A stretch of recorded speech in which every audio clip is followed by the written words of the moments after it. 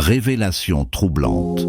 Quand Dieu te révèle l'arrivée imminente d'une maladie mondiale, comme il montre toujours à ses serviteurs les choses qui doivent arriver bientôt. Dans Apocalypse 2, versets 22 et 23, il est écrit « Voici, je vais la jeter sur un lit et envoyer une grande tribulation à ceux qui commettent adultère avec elle, à moins qu'ils ne se repentent de leurs œuvres.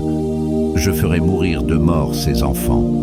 Et toutes les églises connaîtront que je suis celui qui sonde les reins et les cœurs, et je vous rendrai à chacun selon vos œuvres.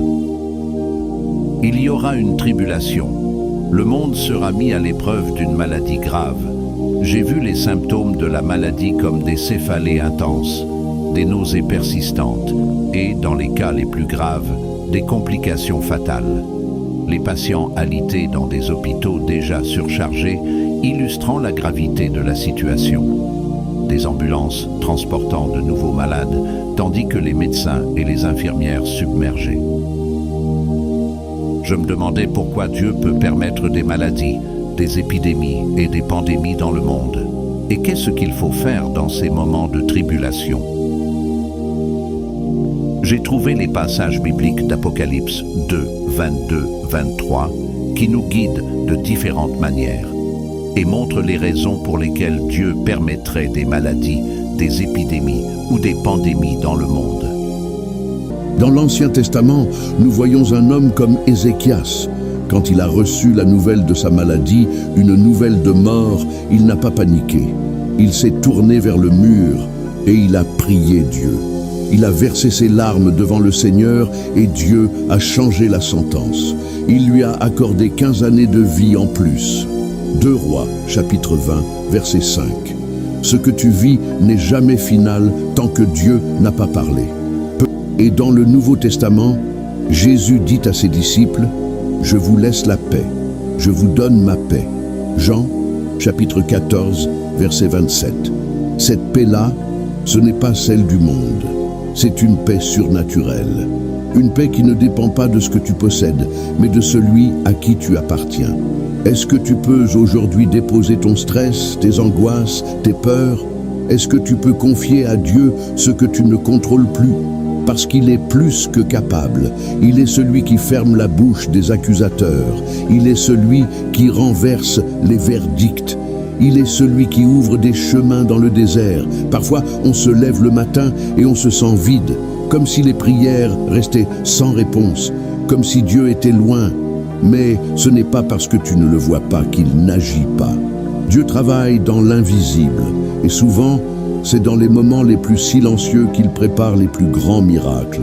Peut-être qu'aujourd'hui, tu traverses une saison de sécheresse, une période où rien ne semble bouger. Mais souviens-toi, avant que la pluie tombe, il y a le ciel qui se charge lentement. Avant que la terre fleurisse, il y a les racines qui grandissent en secret. Alors même si tu ne vois encore rien, continue à croire, à prier, à te lever avec foi. Continue à proclamer que l'Éternel est ta lumière. Continue à marcher, même en tremblant, parce que chaque pas de foi attire la faveur de Dieu. Tu n'es pas faible, tu es en formation, tu n'es pas oublié, tu es en préparation. Dieu est en train de bâtir quelque chose en toi. Et tôt ou tard, ce que tu vis deviendra un témoignage, pas pour ta gloire, mais pour la sienne. David disait, « Même si mon père et ma mère m'abandonnaient, l'Éternel me recueillerait. » Psaume 27, verset 10. Cela veut dire que même quand tout le monde t'abandonne, Dieu reste. Même quand tu n'as plus personne à appeler, Dieu est présent. Il ne dort pas, il ne t'ignore pas, il n'est jamais distrait. Et si aujourd'hui, tu sens que personne ne te comprend, que personne ne te voit, Dieu te voit. Il voit tes larmes cachées, tes luttes silencieuses, tes prières que tu n'as jamais osé dire à voix haute. Et il est touché par ta foi, il est ému par ton cœur sincère. Dans l'évangile de Marc, il est écrit qu'un jour, Jésus passait et un aveugle Bartimée criait « Fils de David, aie pitié de moi ». Les gens lui disaient de se taire, mais il criait encore plus fort. Et Jésus s'est arrêté. Marc, chapitre 10, verset 49. Aujourd'hui, si tu cries à Dieu, il va s'arrêter pour toi, il va écouter, il va intervenir, il va te restaurer. Mais il faut que tu ouvres ton cœur. Il faut que tu oses croire que tu es digne d'être entendu. Pas quand Dieu est là, tout peut changer. Reste avec moi jusqu'au bout, car il y a encore des révélations précieuses à venir. Dieu est en train de te fortifier de l'intérieur. Ce jour n'est pas comme les autres.